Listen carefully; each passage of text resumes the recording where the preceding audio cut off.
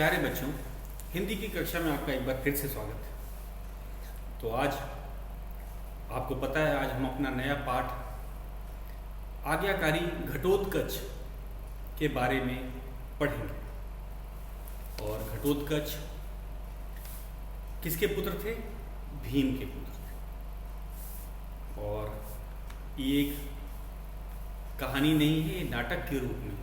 और जैसा कि आपको पता है, हर नाटक का मंचन किया जाता है, मंच पर मंचन किया जाता है और उसके पात्र जो होते हैं, जो अभिनय करते हैं, वे होते हैं इसमें ब्राह्मण की पत्नी, 3 पुत्र भीम, घटोत्कच और हिडिंबा। हिडिंबा बच्चों घटोत्कच की माता होती हैं और घटोत्कच भीम के पुत्र हैं। और इस दृश्य को, और खासकर इसे संवाद के रूप में होता है, जो नाटक होता है उसका मंचन होता है, तो संवाद के रूप में एक दूसरे से पात्र बात करते हैं, अभिनय करते हैं और यह मान के चलते हैं, पात्र यह मान के चलता है जैसे कि वह घटोत्कच है, भीम है।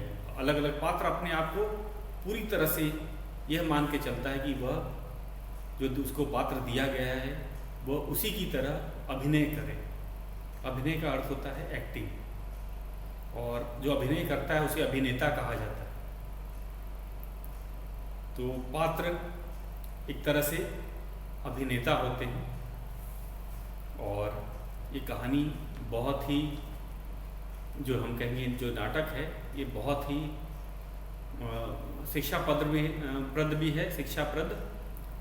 और हम इसे ऑनलाइन कक्षा में पात्र बना के भी करेंगे। तो ये वीडियो में तो संभव नहीं है कि मैं पात्र ले आऊँ, तो ये ऑनलाइन कक्षा में तो करेंगे, लेकिन हाँ, वीडियो के लिए मैं आपको इसकी व्याख्या पहले ही कर देता हूँ, ताकि जब हम नाटक का मंचन करें तो आपको परेशानी ना हो। आप सब कुछ जो कठिन शब्द हैं, संवाद हैं, अर्थ पहले ही से समझे रहेंगे, तो जो नाटक का जो मज़ा है वो दुगना हो जाता है। तो ये हमारा नया पाठ है, पाठ 13, और आपको पता है इसकी आज शुरुआत कर रहे हैं। नाम है आज्ञाकारी। आज्ञाकारी का अर्थ होता है जो किसी की बात मानता है। आज्ञा मानने वाले को आज्ञाकारी कहा जाता है। और जो घटोत्कच था, यह अपनी माता की आज्ञा मानने वाला था, इसीलिए इसका नाम आज्ञाकारी रखा गया। तो नाटक, हमारा जो नाटक है आज्ञाकारी घटोत्कच, हम इसको की शुरुआत करते हैं। इसका मंचन ऑनलाइन कक्षा में किया जाएगा। तो आपको केवल, मैं इस बार पात्र भी पढ़ूंगा, क्योंकि अब मैं एक तरह से कह नाटक का मैं पठन कर रहा हूँ। तो नाटक का मंचन किया जाता है, लेकिन यहाँ पे मंचन हमारे ऑनलाइन क्लास में हो जाएगा, वो संभव है, वो हम जरूर करेंगे। लेकिन इस वीडियो में मैं आपको नाटक का अर्थ समझाने के लिए नाटक का पठन कर रहा हूँ। तो पात्र हैं, जैसा कि आप जानते हो, जो मंच होता है, रंगमंच, इस पे नाटक का मंचन किया जाता है। सबसे पहले पात्र हमें पता होने चाहिए। पहला है पात्र में ब्राह्मण की पत्नी और 3 पुत्र, भीम, घटोत्कच और हिडिंबा। तो ये थे हमारे पात्र। और दृश्य, जब पर्दा उठता है तो सबसे पहला दृश्य दिखता है। अभी लोगों ने, अभी बोलना नहीं शुरू होता, अभिनय करना अभी किसी ने शुरू नहीं किया होता, लेकिन दर्शकों की जो है नज़र दृश्य पे चली जाती है। तो दृश्य कैसा है? ब्राह्मण अपनी पत्नी तथा 3 पुत्रों के साथ जंगल से गुजर रहा है। और एक ब्राह्मण है, अपनी पत्नी और 3 पुत्रों के साथ जंगल से गुजर रहा है। ब्राह्मण कहता है, पुत्र तनिक चाल तेज करो, शीघ्र ही अंधेरा होने वाला है। तो तनिक का मतलब जरा और तेज चलिए, अंधेरा होने वाला है। बड़ा पुत्र कहता है, जी पिताजी, हमें जल्दी ही जंगल को पार कर लेना चाहिए, गांव पहुंचते पहुंचते रात हो जाएगी। तो इसमें हम कहेंगे कि जो बड़ा पुत्र है वह पिताजी का पक्ष लेता है और कहता है सही है, हमें जल्दी से जल्दी जंगल पार कर लेना है, क्योंकि रात को यहाँ पे सही नहीं है, जंगल सुरक्षित नहीं होता। ब्राह्मणी कौन होती है? ब्राह्मण की पत्नी। ब्राह्मण की पत्नी को ब्राह्मणी भी कहा जाता है। भय से उसको डर लग रहा होता। स्वामी, सुना है इस जंगल में राक्षस रहते हैं, मैं आपसे पहले ही जल्दी चलने के लिए कह रही थी। तो ब्राह्मणी को बहुत चिंता होती है, क्योंकि वो अपने 3 पुत्रों के साथ, अपने पति के साथ जंगल से गुजर रही होती है, तो वो बहुत चिंतित होती है। ब्राह्मण कहता है, तुम ही बताओ मैं क्या करता। पूजा समाप्त करने के बाद सेठ जी ने भोजन के लिए रोक लिया, इसी से विलम्ब हो गया। तो वे शायद पूजा पाठ करने के लिए कहीं गए थे। ब्राह्मण का काम क्या होता है? वे लोगों का पूजा पाठ भी करवाते हैं। तो क्या हुआ, जब पूजा पाठ समाप्त हुई तो कोई भी ब्राह्मण को भूखे पेट नहीं जाने देता, तो इसे पाप माना जाता है। तो लोगों ने, शायद जो उनके जजमान थे, सेठ जी थे, उन्होंने कहा नहीं, आपको भोजन करके ही जाना पड़ेगा, और शायद इसके कारण से देर हो गया। विलंब का अर्थ होता है देर हो जाना। विलंब एक नया शब्द है। विलंब का अर्थ होता है देर हो जाना या देर। तो ब्राह्मण कारण बताता है कि सेठ के कहने के कारण उन्हें भोजन करना पड़ा और इससे देर हो गई। छोटा पुत्र, पिताजी वह देखिए सामने से कौन आ रहा है, कितना विशाल है, विशाल शरीर है उसका। तब तक छोटा बेटा देखता है कि जंगल में एक बहुत ही विशाल व्यक्ति उनकी ही ओर चला आ रहा है, और छोटा बेटा डर जाता है और सबको बताता है, पिताजी को भी बताता है। घटोत्कच का प्रवेश, और फिर दृश्य में घटोत्कच आता है, उसका आगमन हो जाता है। घटोत्कच मार्ग रोकते हुए इशारा करके वो जो ब्राह्मण परिवार गुजर रहा होता है उनका रास्ता रोक लेता है। रुको, रुक जाओ। ब्राह्मण, क्यों भाई, क्यों रोकते हो हमें?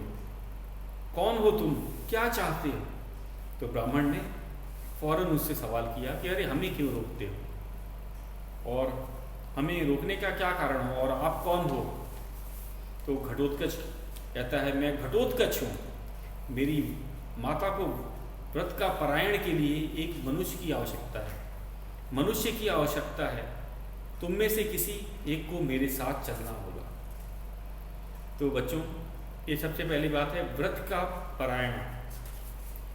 व्रत का पारायण ये होता क्या है, और ये बात सुन के पूरा परिवार क्यों घबरा जाता है? ब्राह्मण परिवार जो था वो क्यों घबरा जाता है? क्योंकि व्रत का पारायण का अर्थ होता है समाप्ति, संपूर्णता। तो एक पहले मान्यता थी कि जब व्रत की पारायण तभी पूरी मानी जाती थी जब उसमें एक बलि चढ़ाई जाती थी। और जैसे ही उसने कहा कि मुझे एक मनुष्य चाहिए, तो ब्राह्मण और उनका परिवार ये बात समझ गया कि एक मनुष्य की बात कर रहे हैं। तो व्रत की पारायण का अर्थ होता है कि यहाँ पे शायद वे उस मनुष्य की बलि चढ़ाएंगे, इसीलिए वे डर जाते।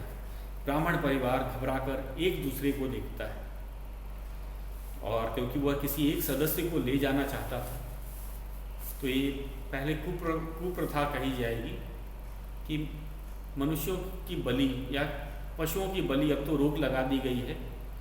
अब तो ये जो हम कहेंगे किसी व्रत या की जो पारायणा में अब पशु बलि या नर बलि पे पूरी रोक लग गई है, लेकिन ये पहले की बात है। उस समय ये सब होता था, और ये बात ब्राह्मण परिवार की भली बाती से जानता था, क्योंकि वे भी पूजा पाठ से जुड़े थे। तो ब्राह्मण परिवार घबरा जाता है। ब्राह्मण, ठीक है, मैं तुम्हारे साथ चलता हूँ, मेरे परिवार को जाने दो। ब्राह्मण समझ जाता है कि ये तो किसी एक सदस्य को लेके ही जाएगा बलि के लिए, ताकि उनके जो व्रत की पारायण है वो पूरा हो सके, व्रत पारायण पूरी तरह से हो जाए। व्रत नहीं तो व्रत क्या है, अधूरा रहेगा। उसको पूरी तरह से समाप्ति के लिए, या हम कहेंगे संपूर्णता के लिए, तभी व्रत पूरा माना जाएगा। तो ब्राह्मण खुद चलने को तैयार हो जाता है। क्यों? क्योंकि वह नहीं चाहता था कि उसके किसी परिवार के किसी सदस्य की बलि चढ़े। इसीलिए वह तुरंत कहता है, मेरे परिवार को जाने दो, मेरे को तुम ले चलो। घटोत्कच, तुम नहीं, तुम तो बहुत कमज़ोर और वृद्ध हो, मेरी माता को एक हष्टपुष्ट व्यक्ति चाहिए। लेकिन घटोत्कच उन्हें मना कर देता है, क्योंकि ब्राह्मण वृद्ध थे, उनकी आयु अधिक लग रही थी, वे देखने में भी कमज़ोर थे। इसीलिए उन्होंने साफ मना कर दिया कि मुझे एक हष्टपुष्ट व्यक्ति की ज़रूरत है, न कि किसी वृद्ध या कमज़ोर की। ब्राह्मणी, मैं तुम्हारे साथ चलती हूँ, तुम मेरे स्वामी और पुत्रों को जाने दो। जो ब्राह्मण की पत्नी थी, उसने सोचा कि अब मैं बचा लेती हूँ, मैं अगर चली जाऊँगी तो मेरे तीनों पुत्र बच जाएंगे, मेरा पति भी बच जाएगा। तो उसने साफ कहा कि मैं तुम्हारे साथ चलती हूँ, मेरे स्वामी का अर्थ है यहाँ पति, और पुत्रों को जाने दो। घटोत्कच, तुम नहीं चल सकती, माता को कोई दूसरी स्त्री नहीं, पुरुष चाहिए। बलि भी पुरुष की ही चाहिए होती है, स्त्री की बलि नहीं मान्य होती है पहले की अनुसार। तो इसीलिए उसने ब्राह्मणी को भी ले जाने से मना किया। अब कौन बचे? ब्राह्मण और ब्राह्मणी के 3 पुत्र बचे। तो अब फिर क्या होता है? बड़ा पुत्र आगे बढ़कर, ठीक है तो मैं तुम्हारे साथ चलता हूँ, मैं इनका ज्येष्ठ पुत्र हूँ, ज्येष्ठ पुत्र होने के नाते मेरा कर्तव्य है कि मैं परिवार को किसी भी संकट से बचाऊँ। तो ब्राह्मण का जो बड़ा बेटा होता है वो कहता है कि ये मेरा फ़र्ज़ है, जो बड़ा बेटा होता है उसका फ़र्ज़ होता है परिवार की रक्षा करना। तो यही बात वह आगे बढ़कर बोलता है कि अगर तुम्हें मनुष्य ही चाहिए तो मुझे ले चलो, मैं हष्टपुष्ट भी हूँ और मैं इन बाकी जो अपने 2 भाइयों से मैं बड़ा हूँ, और बड़े बेटे का या बड़े भाई का कर्तव्य होता है कि वह परिवार की पहले रक्षा करे। तो क्या मझला पुत्र, जो मझला मतलब बीच वाला, तो बड़ा, मझला और छोटा 3 पुत्र थे उनके। तो मझला बोलता नहीं भैया, आप नहीं, मैं आपके साथ जाऊंगा, मैं इसके साथ जाऊंगा। बड़ा भाई तो पिता के समान होता है, मैं आपको कैसे जाने दे सकता हूँ, आपकी रक्षा करना मेरा कर्तव्य है। तो बीच वाला जो भाई होता है वो कहता है नहीं, आप तो मेरे लिए पिता समान हैं, इसीलिए मैं आपको नहीं जाने दूंगा, और आपकी रक्षा करना मेरा कर्तव्य है, इसीलिए मैं जाऊंगा। छोटा पुत्र कहता है बिल्कुल सत्य कहा आपने भैया, बड़ा भाई पिता समान होता है, अतः इसके साथ मैं जाऊंगा, आप नहीं। तो सबसे छोटा पुत्र था वो कहता है कि मैं जाऊंगा, क्योंकि आप तो मेरे से बड़े हैं, तो आपकी भी रक्षा का दायित्व तो मेरा हुआ, इसीलिए मैं जाऊंगा। ब्राह्मणी वो रोने लगती है, नहीं पुत्र, ऐसा न करो, तुम तो सबसे छोटे हो और मुझे प्राणों से भी प्रिय हो, मैं तुम्हारे बिना जीवित न रह पाऊंगी। तो जो ब्राह्मणी होती है, ब्राह्मण की पत्नी, वो रोने लगती है, क्योंकि वह अपने छोटे पुत्र से बहुत प्यार करती थी, और जब छोटा पुत्र कहता है कि मैं चले जाऊंगा तो उससे बर्दाश्त नहीं होता है, और वह रोने लगती है और कहती है अगर तुम चले गए तो मैं तो मर जाऊंगी, जीवित न रह पाऊंगी। ब्राह्मण दुखी होते हुए, हाय, मैं बड़े को भी कैसे जाने दे सकता हूँ, उसमें तो मेरे प्राण बसते हैं, हे प्रभु मैं क्या करूँ। ब्राह्मण कहता है मैं तो बड़े को भी नहीं जाने दे सकता, मुझे जो बड़ा पुत्र है वह बहुत अच्छा लगता है, उसके प्राण, मेरे जो प्राण हैं उसी में बसते हैं, मैं उसको कैसे छोड़ सकता हूँ। घटोत्कच मन ही मन में, इस परिवार में कितना स्नेह और आदर है, हर एक दूसरे के लिए अपने प्राण देने को तैयार है, मुझे ऐसा करते हुए बड़ा दुख हो रहा है, किंतु क्या करूं, माता की आज्ञा का पालन तो करना ही होगा। बोलकर, ठीक है, छोटा माता को प्रिय है, बड़ा पिता को, तो मैं मझले को ही अपने साथ लिए जाता हूँ। मझले का हाथ पकड़कर चल पड़ता है दूसरी ओर से भीम का प्रवेश। तो घटोत्कच को समझ नहीं आता कि अगर बड़ा पिता को प्रिय है, छोटा माता को प्रिय है, तो मझले पुत्र का हाथ पकड़ लेता है और उसको अपने साथ ले जाने लगता है। लेकिन दूसरी तरफ से, जो मंच के दूसरी तरफ से भीम का प्रवेश। भीम कौन है? भीम घटोत्कच के पिता हैं और ये बात घटोत्कच को नहीं पता। ब्राह्मण भीम को पहचानते हुए, हे कुंती नंदन, हे महावीर, उस दुष्ट राक्षस से मेरे पुत्र को बचाइए, वो देखिए वह उसे लिए जा रहा है। और ब्राह्मण जब भीम को देखता है तो उसे पहचान लेता है कि ये तो भीम है और ये बड़े बलशाली हैं। तो कुंती नंदन मतलब कुंती के पुत्र, हे कुंती नंदन मतलब कुंती के पुत्र। कुंती नंदन का अर्थ होता है कुंती, उनकी माता कौन थी? कुंती थी। भीम की माता कुंती थी, तो इसीलिए उन्हें कुंती नंदन कहा है। यहाँ पे कुंती नंदन,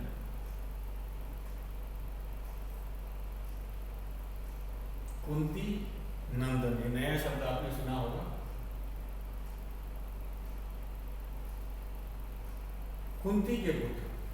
अब कुंती के पुत्र भीम भी थे, अर्जुन भी थे, युधिष्ठिर भी थे, तो हम कहेंगे कुंती नंदन मतलब कुंती के पुत्र। तो इस नाटक में कुंती नंदन का अर्थ है भीम। कुंती नंदन कुंती का पुत्र, या हम लिखे कुंती के पुत्र हैं, कुंती के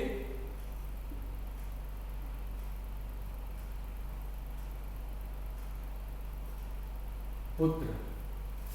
कुंती नंदन कुंती के पुत्र, क्योंकि कुंती के तो 5 पुत्र थे। यहाँ पे हम भीम की बात कर रहे हैं। तो ब्राह्मण ने कुंती नंदन किसके लिए प्रयोग किया गया था? भीम के लिए किया था।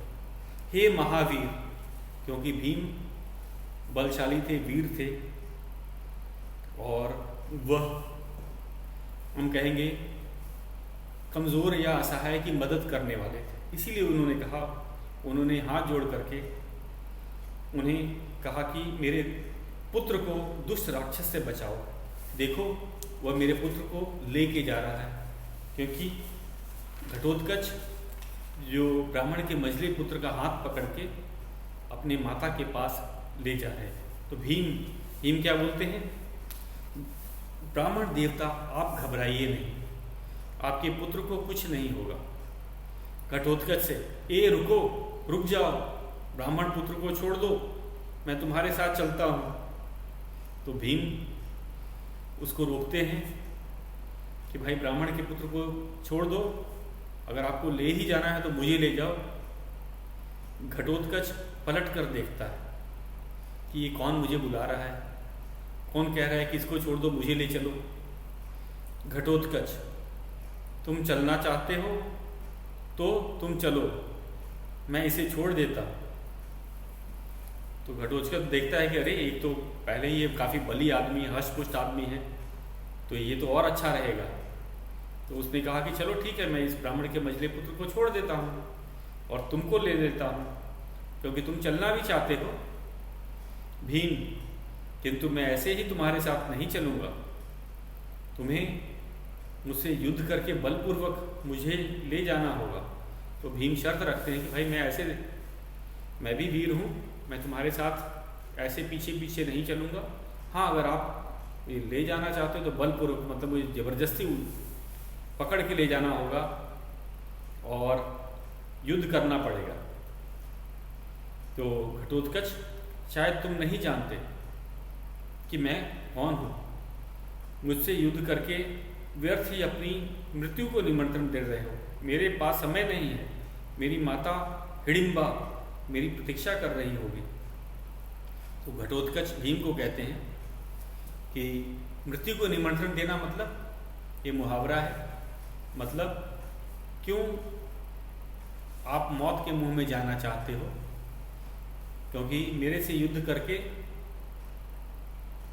आपके जान को खतरा हो जाएगा, और इस समय मैं युद्ध के लिए नहीं हूँ, क्योंकि मुझे इस समय जल्दी है, क्योंकि मुझे अपने माता को एक मनुष्य पहुंचाना है ताकि वह अपने व्रत का पारायण कर सके, और मेरी माता मेरी प्रतीक्षा कर रही है, इसीलिए मैं इस समय युद्ध नहीं लड़ना चाहता। भीम मन ही मन में, हिडिंबा, अच्छा तो ये मेरा ही पुत्र है, फिर तो इसका गर्व करना उचित ही है, किंतु एक निरीह ब्राह्मण को सताना तो सर्वथा अनुचित है, मुझे इसे सही मार्ग दिखाना ही होगा। बोलकर, तुम्हें अपनी माता की इतनी चिंता है तो समय व्यर्थ किए बिना मुझसे युद्ध करो। तो समझ जाते हैं भीम मन के अंदर कि अरे ये तो अपनी माता का नाम हिडिंबा बता रहा है, तो ये तो मेरा ही पुत्र हुआ, लेकिन वे बताते नहीं। किसको? घटोत्कच को। वो जान तो जाते हैं कि ये मेरा पुत्र है, और मन में उन्हें अच्छा लगता है कि चलो, इसीलिए ये काफ़ी गर्व कर रहा है अपने बल पर, लेकिन ये तो गलत काम भी कर रहा है। ये किसी ब्राह्मण को, निरीह मतलब कमज़ोर, निरीह ब्राह्मण को सताना एक अच्छा बात नहीं है, तो मैं इसको सीख देता हूँ, इसको कुछ सिखाया जाए, मेरा ही पुत्र है। तो फिर वे चुनौती देते हैं।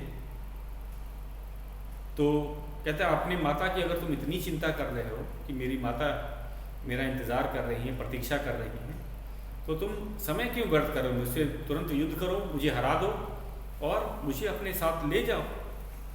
दोनों भिड़ जाते हैं। कुछ समय बाद दोनों को लगता है कि एक दूसरे को पराजित कर पाना संभव नहीं है, वे युद्ध रोक देते हैं। तो दोनों आपस में युद्ध करने लगते हैं कि एक दूसरे को हरा सकें, लेकिन न भीम घटोत्कच को हरा पाते हैं, न घटोत्कच भीम को। और कुछ समय बाद उन्हें ये बात पता चल जाती है कि दोनों ही बलशाली हैं, दोनों को एक दूसरे को हराया नहीं जा सकता। तो ये थक कर आखिरी में शायद युद्ध रोक देते हैं। घटोत्कच, तुम सचमुच बहुत वीर हो, तुमने मेरे साथ चलने का वचन दिया था, और वीर कभी अपने वचन से हटते नहीं हैं। तो आखिरी में जब युद्ध रुक जाता है तो घटोत्कच क्या कहते हैं कि वीर तो हो, इसमें तो दो राय नहीं है, लेकिन जो वीर अपनी जो बात बोलता है, एक बार वचन देता है कि मैं तुम्हारे साथ चलूँगा, तो फिर उस वचन से हटता नहीं है। तो भीम भी कहता है जानता हूँ मैं अपने वचन के अनुसार तुम्हारे साथ चलने को तैयार हूँ। भीम भी कहता है मैं अपने वचन का पालन करूँगा, और मैं तुम्हारे साथ तुम्हारे माता हिडिंबा के पास जाने को तैयार हूँ। अब इस नाटक का दूसरा दृश्य शुरू होता है। नाटक में अलग अलग दृश्य होते हैं। तो हमने देखा पहला ये वन का युद्ध, जब वन से ब्राह्मण और उसका परिवार गुजर रहा था, तो वन का ये दृश्य था। अब जो है एक घर का है दृश्य, किसके?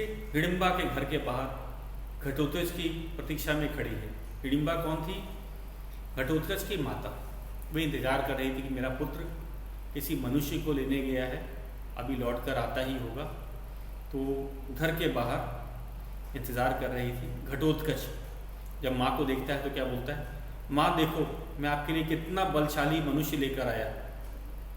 तो घटोत्कच अपने माँ को बताता है, उसे पता नहीं होता कि जो भीम है उसके पिता है। तो माँ को बड़े गर्व से बताता है, देखिए मैं एक मनुष्य को लेके आया हूँ, और ये मनुष्य बड़ा बलशाली है। हिडिंबा भीम को देखकर आश्चर्य होता है भीम को देखकर कि अरे ये कैसे? आर्यपुत्र आप? भीम के चरण छूती। घटोत्कच से, पुत्र इन्हें प्रणाम करो, ये तुम्हारे पिताश्री हैं। तो हिडिंबा ही बताती है घटोत्कच को कि जिस पुरुष को आप लाए हो, मनुष्य को लाए हो, ये और कोई नहीं आपके पिताजी हैं। पिताश्री भी बोला जाता है, पिताजी हैं। घटोत्कच माता के आज्ञा का पालन करते हैं, तुरंत चरण स्पर्श करते हैं। क्षमा करें पिताश्री, मैं आपको पहचानता न था, इसलिए इतनी बड़ी धृष्टता कर बैठा। घटोत्कच भी माफ़ी मांगते हैं, पिता को कारण भी बताते हैं कि मैं आपको इससे पहले मैंने आपको कभी देखा न था, मैं कभी आपको पहचानता नहीं था, इस कारण से इतनी बड़ी गलती हुई, ये भूल हुई। भीम पुत्र को गले से लगाते हैं। उसके बाद भीम, हिडिंबा तुम यह कैसी भूल गई कि राक्षस पुत्री होते हुए भी तुम पांडव वधू, तुम ऐसे हिंसक कार्य कैसे कर सकती हो। तो राक्षस पुत्री, असल में ये जो हिडिंबा थी बच्चों, राक्षस योनि में पैदा हुई थी और वहाँ पे व्रत का जो पारायण मनुष्य की बलि से पूरा किया जाता था। तो यही बात भीम ने उनसे बताई कि भले तुम राक्षस पुत्री हो लेकिन पांडवों की वधू भी हो। तो पांडवों की वधू जो है, पांडव लोग वो मनुष्यों में आते हैं और पांडव लोग ऐसे हिंसक कार्य नहीं करते। ये हिंसक कार्य किसकी बात करते हैं कि मनुष्य की बलि चढ़ाने को हिंसक कार्य कहा गया। तो इसीलिए उसने कहा कि यह सही नहीं है, तुम भले राक्षस पुत्री हो लेकिन अब तुम पांडवों की बहू हो और तुम्हें ये हिंसक कार्य नहीं करना चाहिए। और हिडिंबा अपनी गलती समझ जाती है। वह कहती है, क्षमा करें आर्यपुत्र, भविष्य में मैं कुल की परंपरा और मर्यादा का पालन करूंगी। मेरे व्रत का पारायण तो करके आपके दर्शन पाकर ही हो गए। तो उसने कहा कि अब मैं ये जो मनुष्य की बलि थी ये नहीं करूँगी, मेरे से गलती हो गई और मेरा व्रत पूरा हो गया क्योंकि मैंने आपके दर्शन कर लिए हैं। तो भीम पत्नी को गले लगाते हैं, तभी ब्राह्मण परिवार भी आ पहुँचता है। तो शायद ब्राह्मण परिवार भी पीछे ही रहता है, वे भी आ जाते हैं। ब्राह्मण, हे कुंती वीर, तुमने बड़ी वीरता से हमारे प्राणों की रक्षा की, तुम सदा सुखी रहो। ब्राह्मण भी भीम को आशीर्वाद देता है, कुंती पुत्र कह के पुकारता है, क्योंकि अगर भीम न होते तो शायद उनके मझले जो पुत्र थी उसकी बलि चढ़ जाती। तो इसीलिए ब्राह्मण काफ़ी खुश हो जाता है। वे उन्हें आशीर्वाद देते हैं, भीम मैं आपका बड़ा आभारी हूँ, आपने मेरे पुत्र से मेरी भेंट करवा दी, मेरे पुत्र से जो अपराध हुआ है उसके लिए आप उसे क्षमा करें। तो भीम भी ब्राह्मण को के काफ़ी कृतज्ञ रहते हैं, क्योंकि ब्राह्मण के कारण ही वे अपने परिवार से मिल पाए, अपने पुत्र से मिल पाए, अपनी पत्नी से मिल पाए। और उन्होंने कहा, मेरे पुत्र की जो गलती हो गई है उसे आप क्षमा कर दीजिए, उसने सब अनजाने में किया है, क्योंकि वह हम कहेंगे आज्ञाकारी था, वह अपनी माता की आज्ञा का पालन कर रहा और इसी में उसने ये ध्यान नहीं दिया कि उससे बहुत बड़ा अपराध होने वाला था, ब्राह्मण की हत्या का अपराध होने वाला था। ब्राह्मण, तुम्हारा पुत्र बड़ा वीर और आज्ञाकारी है, ईश्वर करे यह तुम्हारे समान यशस्वी हो। पर्दा गिरता। तो इसमें ब्राह्मण था, वो घटोत्कच को भी आशीर्वाद देता है और कहता है कि ये भी आपकी तरह ही यशस्वी होगा।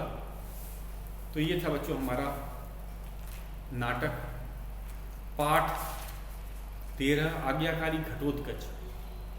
तो हमने नाटक का मंचन अपने ऑनलाइन क्लास में करना है, इसका आप ध्यान दीजिएगा। इसके जो भी कठिन शब्द थे मैंने बताया, ज्येष्ठ होता है सबसे बड़ा। तो एक बार इसका हम लोग मंचन करेंगे क्लास में, 1 या 2 बार कम से कम किया जाएगा ऑनलाइन क्लास में। और संवाद को कैसे पढ़ा जाता है, इसके अंदर बहुत सी चीज़, जैसे कोष्टक में आगे बढ़कर, रोते हुए, मन ही मन, भीम को पहचानते हुए, भय से, ब्राह्मणी भय से, तो भय का भाव दिखाना होता है। केवल ये पढ़ने वाली चीज़ नहीं होती है, ये जो इसमें भाव भी चेहरे पे आना चाहिए। तो हम पात्र पहले बनाएंगे और उनके बाद उनका वीडियो भी ऑन रहेगा, ताकि हम उनके भावों को पढ़ते समय उनके संवादों को सुन सकें और समझ सकें। तो आज का आपका गृह कार्य है कि इस नाटक को एक बार आप देखिए। अगर आपको इसके अलावा भी कुछ कठिन शब्द लगते हैं तो आप उसे अंडरलाइन कर लेंगे, उसको रेखांकित कर लेंगे पेंसिल से, ताकि ऑनलाइन कक्षा में आप जो कठिन शब्द हैं वे पूछ सकें। तो ज़रूरी नहीं है कि जो कठिन शब्द जो पाठ के अंत में दिए होते हैं वही कठिन होते हैं, जो आपको नहीं आ रहा वो भी कठिन होता है। तो आज के लिए बस इतना ही, शेष हम कल करेंगे।